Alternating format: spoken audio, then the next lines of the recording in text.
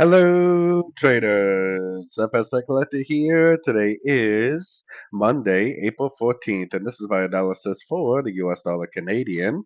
If you haven't done so yet, definitely do check out my free Discord channel, which is linked down here in the corner at the end of the video, and take a look at my website, fxpipcollector.com.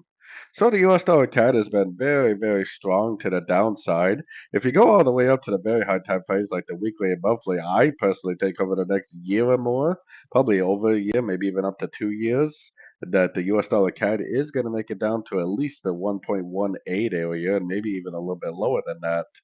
Now, that doesn't mean there's not going to be some very significant pullbacks on sort of time frames. There definitely will be, but that means that our primary focus probably should be looking for shorts. I would not recommend trying to go long right now. I mean, it looks like a pullback should happen, but it doesn't have to. It could just go up a little bit and just keep on going down.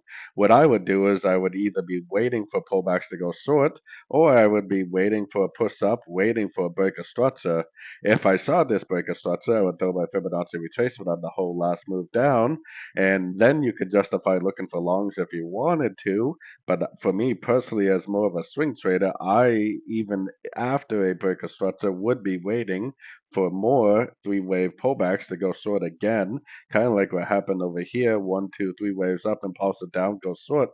So if it does break structure, which I have no idea if it will, then I will be looking for three-way pullbacks to go short for the continuation of the downtrend. But don't be trying to go long just because I drew it like this, because it may not do that. It may just pop up a little, make another lower high, and just keep on going down. This is just if it does give us the break of structure. So anyways, don't forget to join my free Discord channel. And as always, thank you for watching and happy trading.